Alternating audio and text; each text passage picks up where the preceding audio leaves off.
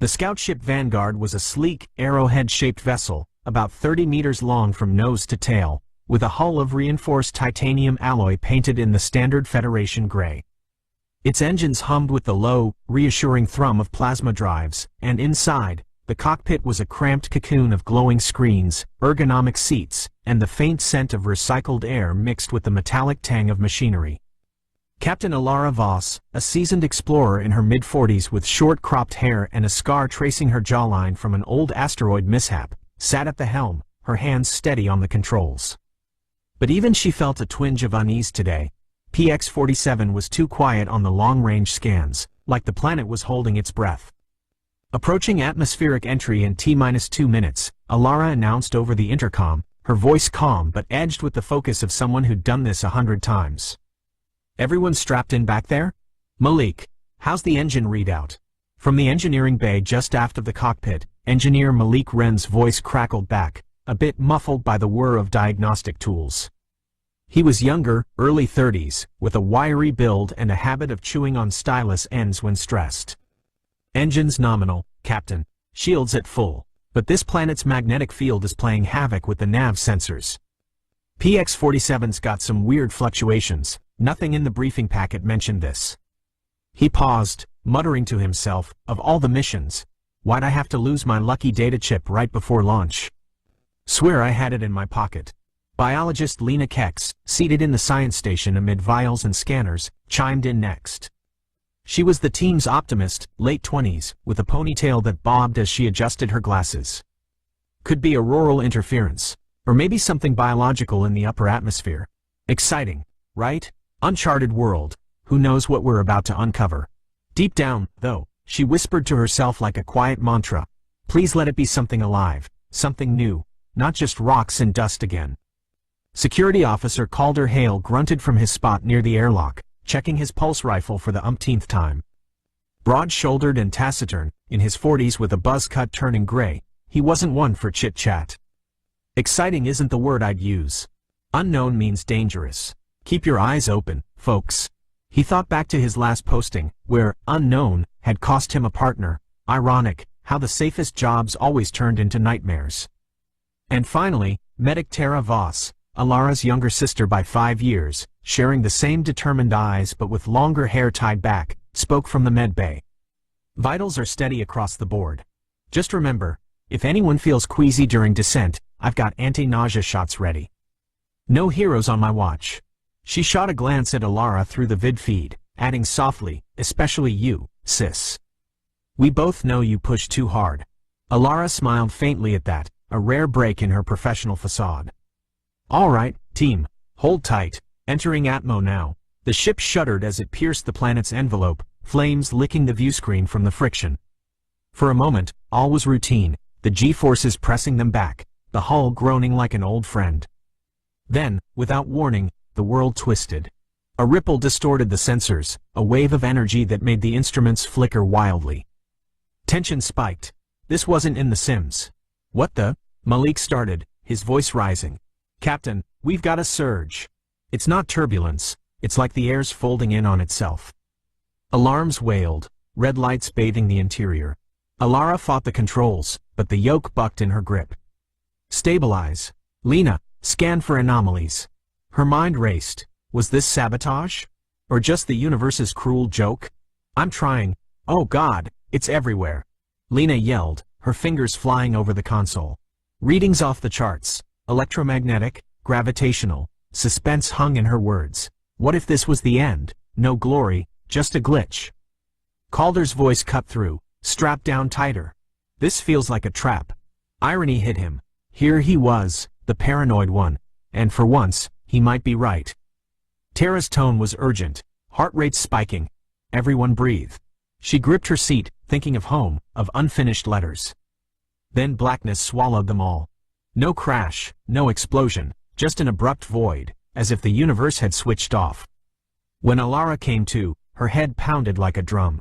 She blinked against the dim emergency lighting, the cockpit's screens dark except for a few backup panels sputtering to life. Status, she groaned, unbuckling and pushing herself up. Her boots clanged on the deck plating, gravity still online at least. In her mind, a quiet monologue played. We've survived worse, but this feels different. Like the planet wanted us down. No response at first. She staggered to the door, palming it open to the main corridor. Team? Sound off. A cough from engineering. Here. Malik. What hit us? He patted his pockets absent-mindedly. Still no lucky chip. Ironic, how the smallest losses nagged during crises. Lena's voice, weak, alive. I think, scanners are fried. She sat up, whispering to herself, if this ruins my samples, I'll scream. Calder appeared from the shadows, rifle in hand. I'm up. No breaches detected, but the hull's taken a beating. Drama in his tone. He'd seen ships crack open before. Tara emerged last, rubbing her temple. Everyone's got minor concussions at best. But Alara, the recording devices, they're all offline.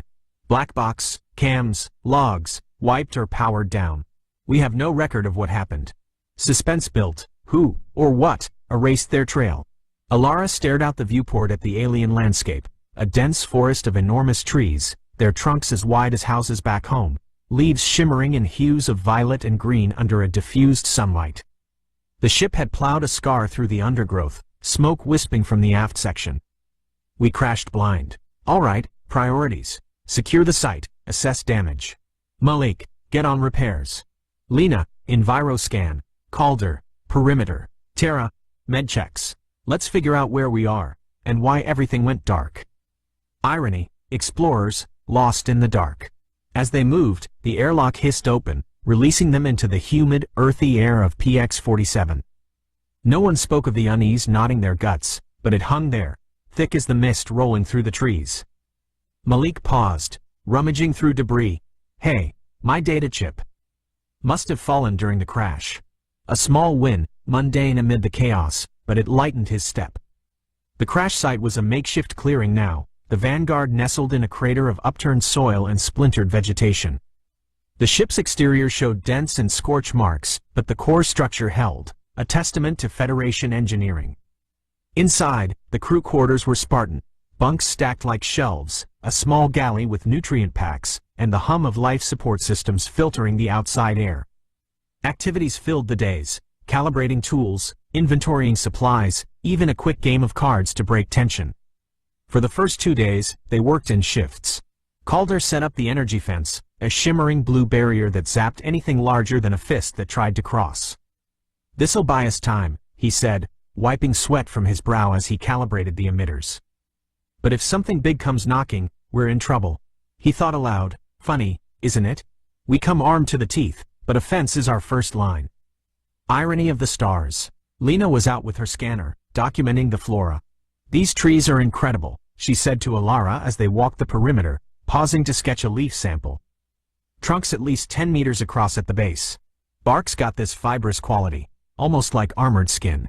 And the leaves? Photosynthetic efficiency off the charts. This planet's ecosystem must be hyper-accelerated. Her monologue drifted. If I can publish this, it'll change everything back home. But first, survive. Alara nodded, her eyes scanning the tree line. Useful for us? We need shelter. The ship's exposed. Tension in her voice. What if the mist hid eyes watching them? Definitely. We could fell a few, use the wood for a dome over the site. It'll camouflage us, provide cover from aerial threats, if there are any. Malik joined them, tools slung over his shoulder, fiddling with his recovered data chip like a talisman. Hull's stable, but engines need recalibration. That surge fried the plasma coils. We'll need raw materials, titanium ore, maybe some conductive crystals. But first, let's fortify. Comedy and irony. Here I am, fixing a starship with sticks and stones. Federation's finest.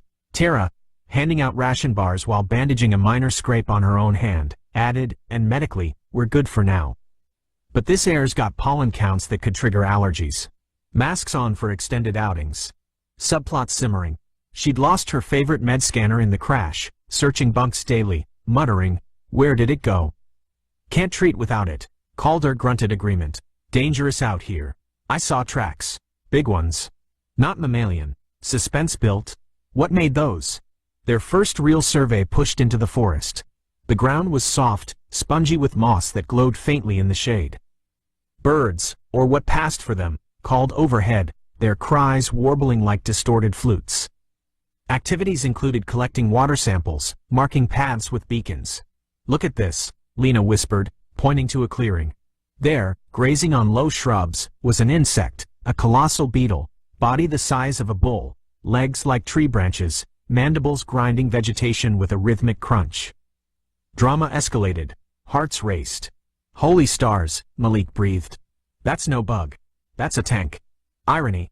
"We travel light years to find cows with exoskeletons." Calder raised his rifle slowly. "Hostile? Tension thick?" "Not yet," Lena said. "Herbivore, by the looks. But if insects get this big, the food chain must be insane. Predators could be even larger." Alara held up a hand. "Observe, don't engage. We need to learn the patterns."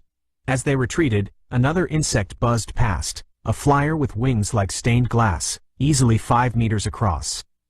It ignored them, but the wind from its passage rustled their suits. Suspense. Was it scouting? Back at camp, the decision was made. "We cut the trees," Alara said during their evening huddle in the galley, steam rising from synth coffee mugs. "Build a dome. Malik, rig the laser cutters. Calder, security detail. Lena, monitor for ecological backlash. Tara, keep us patched." The work took hours. The lasers whined as they sliced through the wide trunks, the wood falling with thunderous crashes. "Timber," Malik yelled with forced cheer, but his voice trembled as shadows lengthened. "Comedy, if only my ex could see me now, lumberjack in space." "This dome's gonna be solid," Calder said, hauling logs into place. "Interlock 'em like this, natural camouflage." His monologue, "Build walls, keep out the dark. Always has, always will." Lena paused, scanner beeping. "Guys, the sap from these trees, it's got antimicrobial properties. Could be useful for wounds." Tara perked up. "Sample it. We're low on meds long-term." Later, rummaging in med bay, she found her lost scanner under a bunk. "There you are. Mundane miracle." By nightfall, the dome arched over the ship, a woven barrier of felled giants. Inside, safe but alert, they shared stories to ease the tension. "Remember that run on Vega Prime?" Malik asked. "Thought we'd never get out of that sandstorm." Alara chuckled. "This feels worse. At least there we knew the enemy." Irony hung heavy. The forest whispered back, alive with unseen dangers. Weeks blended into a rhythm of survival, but on the 14th day, as the crew ate breakfast in the dome's shadow, the air thick with the scent of alien sap, a change came without warning. Activities like routine med checks and fence repairs filled mornings, but suspense lurked. It started as a hum, low and building, vibrating through the ground. "Earthquake?" Calder asked, standing abruptly, rifle in hand. Drama in his eyes. "What now?" Lena checked her scanner. "No. Energy spike." "Atmospheric?" Her voice cracked slightly. Then the light hit. Not the sun's gradual rise, but a sudden, all-encompassing flash that pierced everything. The world turned blinding white, so intense it rendered the dome translucent, the forest beyond appearing almost ghostly, transparent layers revealing depths miles away. Tension peaked, blinded, vulnerable. "Ah, my eyes!" Malik shouted, shielding his face. "Comedy irony. Great, now we're moles in a spotlight." Alara blinked tears away. "Everyone inside the ship, now." Her monologue. "If this is the end, at least we tried." They stumbled in, the light following, seeping through viewports. "What is this?" Tara gasped. "It's like the planet's lit from within." Subplot closure. Using her found scanner, she checked vitals mid-chaos. Through the glare, the forest unveiled secrets, hidden clearings, distant mountains, even underground burrows glowing faintly. Trees stood like skeletons, their internals visible, veins of sap pulsing. "It's not hurting us," Lena said, peering at readings.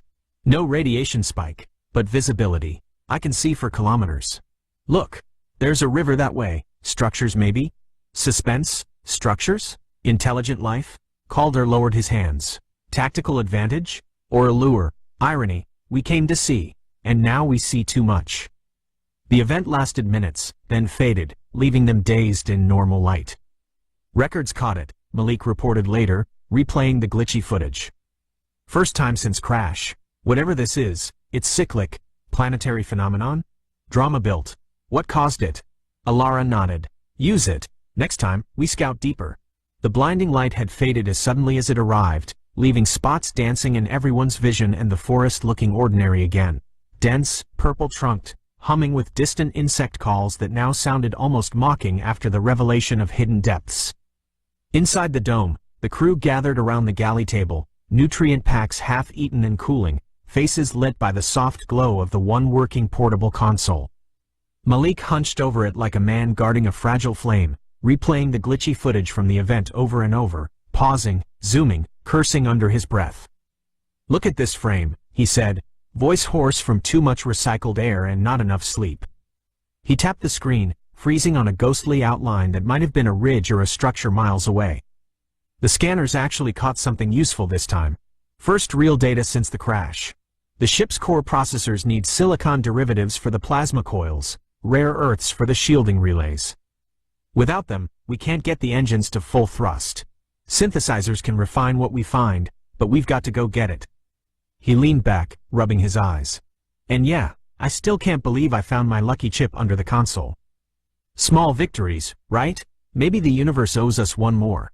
Alara leaned in, rubbing her temples in slow circles, the scar on her jaw catching the light.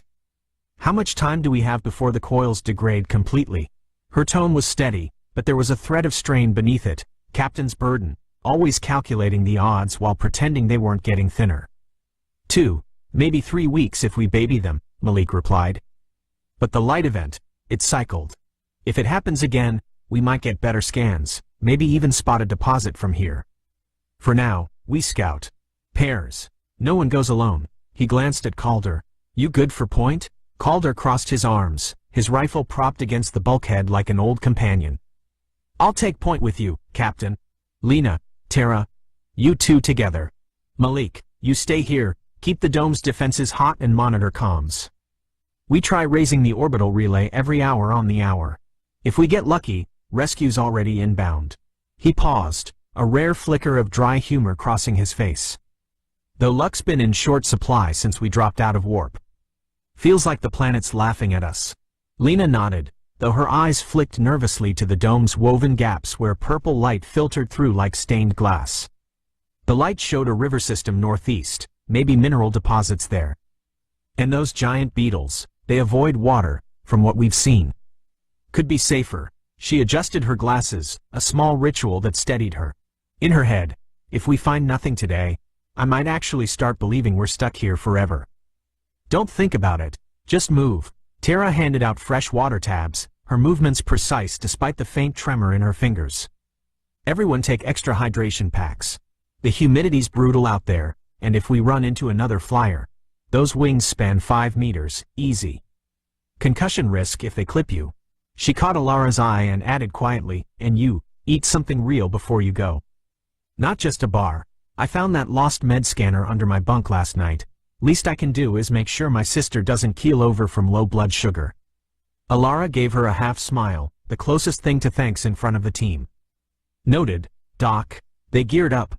Lightweight Enviro suits patched with sap-sealed tears that still smelled faintly of tree resin, scanners clipped to belts, pulse rifles for Calder and Alara. As the airlock cycled with its familiar hiss, Calder muttered under his breath, feels like we're ants poking around a picnic. And the picnic owners might be home.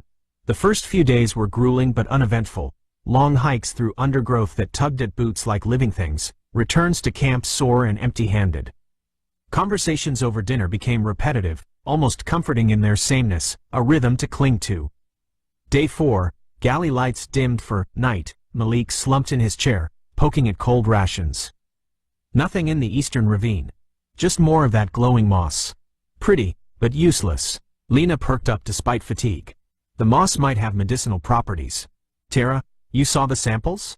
Tara nodded, sipping moss tea she'd brewed experimentally. Yeah, antimicrobial.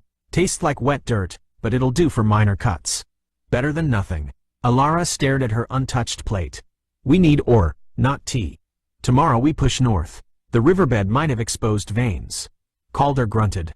And if the bugs are drinking there? Alara met his gaze. We stay high ground, use the ridgeline. No heroics. Day 7 brought frustration boiling over.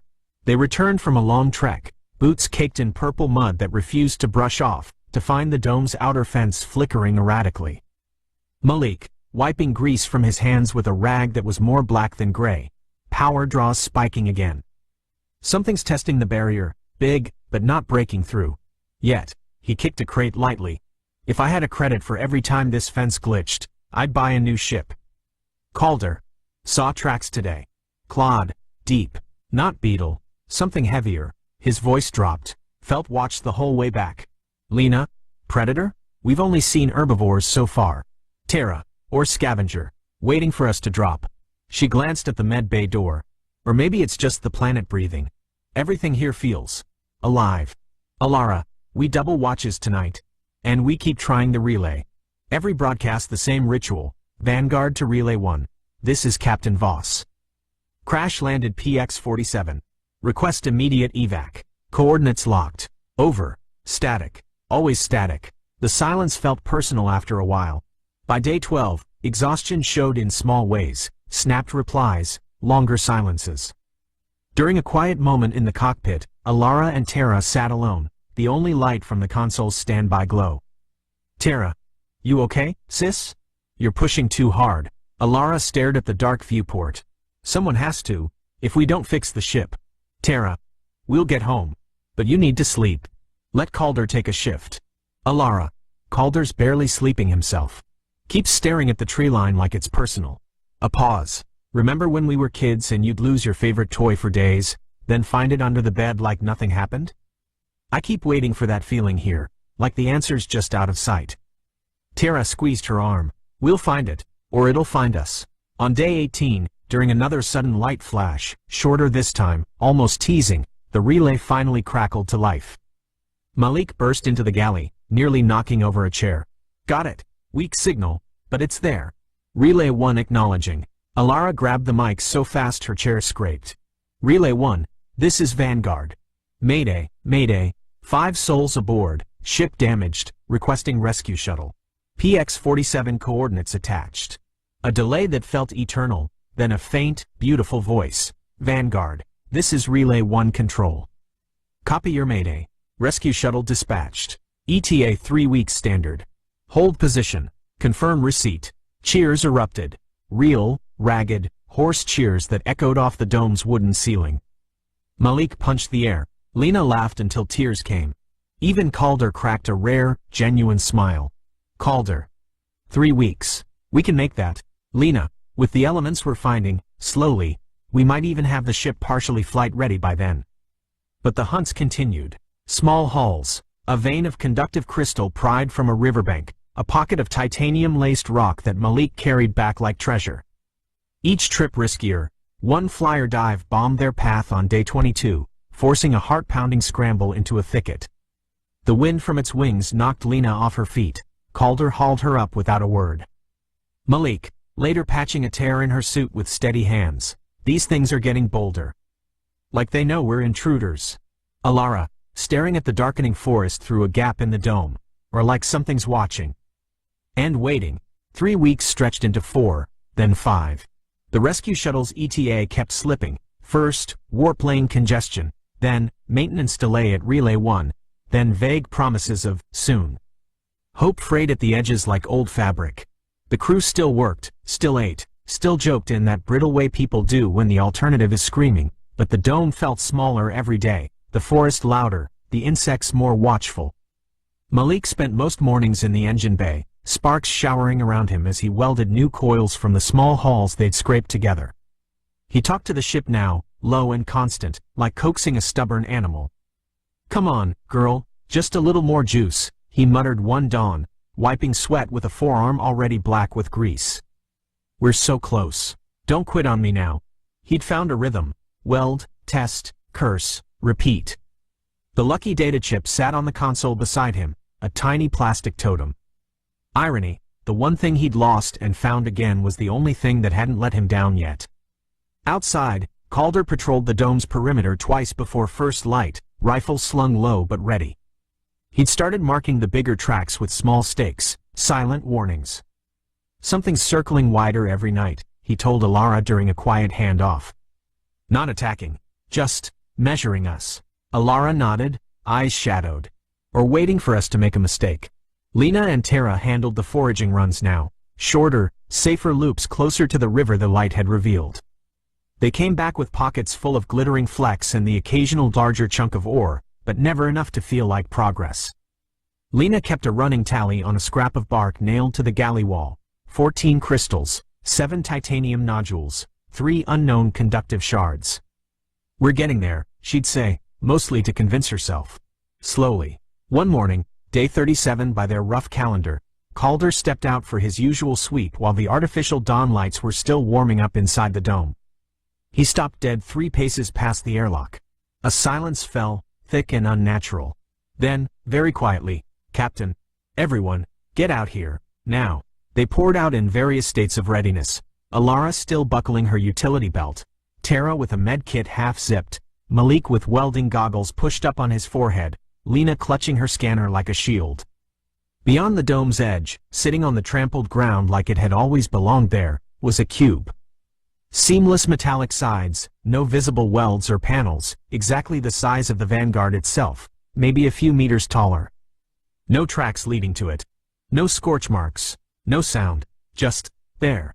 Calder's rifle was half raised before he even realized it. "What the hell is that?" Lena's scanner whined as she swept it. No energy signature. No radiation. No heat bloom. But inside, her voice cracked with disbelief. Titanium ingots. Rare earth crystals. Silicon derivatives. Everything we've been hunting for. Refined. Pure. Ready to slot straight into the synthesizers. Malik walked forward slowly, like approaching a sleeping animal. He touched the surface, cool, smooth, faintly humming under his palm if you pressed just right. "This wasn't here last night. I swear on every star. I checked the cams at 0200. Tara's eyes were wide. "Gift? From who?" Alara stared up at the impossible box, jaw tight. "Or bait. A long beat. But we need this. Calder, Lena, cover the tree line. Malik, Tara, help me see if we can open it." The cube had no handles, no seams, no obvious controls. Alara reached out anyway, fingers brushing the metal. A soft click, almost polite, and a panel irised open without fanfare. Inside, crates stacked in perfect rows, each marked with symbols that weren't any alphabet they knew, yet somehow the meaning bloomed in their minds the moment they looked.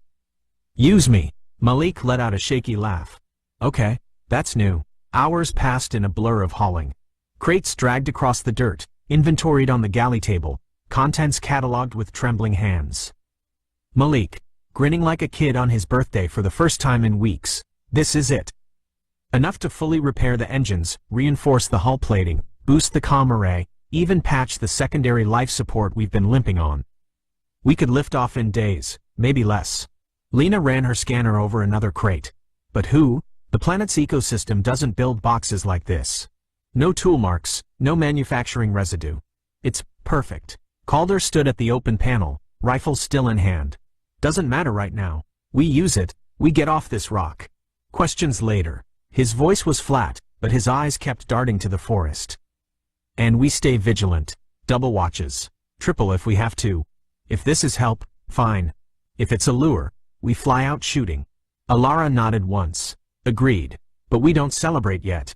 That night, over a rare hot meal, Malik had jury-rigged the galley heater with one of the new crystals. Conversation turned speculative, almost giddy despite the undercurrent of fear. "Tara, maybe intelligent life here. Watching us the whole time. The light flashes, the box, like they're testing if we're worth helping. Lena, or the planet itself. Some kind of response system. Gaia hypothesis on steroids. We damage, it repairs. We need, it provides." Malik, chewing slowly, "Or we're just lucky. I'll take lucky. After the crash, the silence, the bugs, I'll take lucky and run." Calder said nothing for a long time, just stared at the cube through the dome gap. Finally, "Lucky things don't come in boxes the size of your ship without a price tag." Repairs accelerated. The ship hummed louder each day, engines purring, lights brighter, systems winking green one after another. Hope solidified, fragile but real. But every night, Calder still patrolled. And every night, he swore the forest watched back. The Vanguard was ready. Engines tested at low burn outside the dome, a controlled roar that shook leaves from nearby branches. Hull patched with fresh plates that gleamed unnaturally clean. Dome disassembled piece by piece. Logs hauled aboard as emergency mass. Sap-sealed panels stowed for analysis back home. Final checks in the cockpit felt almost ceremonial. Alara stood at the helm, hands on the yoke she hadn't touched in months. All stations report. Malik, from engineering, engines green. Thrust at 92%, better than pre-crash. Hal, better than factory spec. Lena, science station, life support nominal. Scans show clear skies. No atmospheric anomalies, for once. Calder, near the airlock, perimeter secure. No contacts, but I'm staying strapped until we're in orbit. Terra, med bay, crew vitals good. A little dehydrated, a lot exhausted, but we're as ready as we'll ever be. Alara took a slow breath, tasting recycled air that suddenly felt like freedom. Vanguard lifting off. Relay 1, this is Vanguard. We are departing surface. Rendezvous coordinates locked. The ship rose slowly, engines building from a growl to a steady thunder. Dust and leaves swirled in a vortex below. Through the viewport, the forest receded, trees shrinking from house-sized monoliths to matchsticks, then to blades of grass. Calder's voice cut the cockpit silence. Wait, down there, on the ridge. They all looked. A figure, humanoid in shape, seated in what looked like an ordinary lawn chair, red plastic, weathered, the kind you'd see on any suburban porch. Legs crossed casually, holding a steaming cup, watching them ascend with calm, unhurried interest. No panic, no weapons, just observing. The scale hit like a physical blow. The giant insects they'd feared for weeks? Tiny specks now, ants scurrying across what had been colossal leaves. The massive trees they'd felled with lasers? Grass blades swaying in a breeze. Their ship, 30 meters of solid Federation engineering, pride of the scout fleet, looked no larger than a bumblebee drifting upward from the man's perspective. Lena whispered, voice cracking, We're the small ones. All this time, Malik let out a strangled laugh. The box, the light events, he, or it, left it for us. Like feeding crumbs to ants in the yard. Calder stared, rifle forgotten in his lap. And we thought we were the explorers. Terra's hand found Alara's shoulder. Size does matter. We were never in control. Alara kept her eyes on the figure until atmospheric haze blurred the view. The man raised his cup in a small, almost friendly salute before they lost sight of him entirely. Relay 1, Vanguard here, she transmitted, voice steady despite everything. We're clear of Atmo, docking in 10, and tell command we've got one hell of a debrief. The rescue shuttle appeared on final approach, sleek and silver against the black. Magnetic clamps engaged with a gentle thunk. The two vessels merged, controls syncing, systems blending, hulls locking into one seamless, much larger craft. In the sudden quiet of the merged bridge, the crew sat in silence for a long moment, the only sound the soft chime of status panels going green. Alara finally spoke, half to them, half to herself. We came looking for new worlds. Turns out we found one where we're the novelty. The bugs, the trees, the box. All of it. We were the curiosity. Malik, next time we knock first. Lena, or bring better binoculars. Calder, or bigger guns. Terra smiled faintly, or just stay home. Alara looked at each of them, scarred, tired, alive. Let's get home, she said. And next time, maybe we knock first. The merged ship jumped to warp, engines flaring blue-white against the dark. Behind them, PX-47 turned slowly, a quiet green marble hiding giants who watched, waited, and occasionally left gifts for the very small things that stumbled across their lawn. On the hum of engines, carrying 5 humbled explorers toward the stars they once thought too small.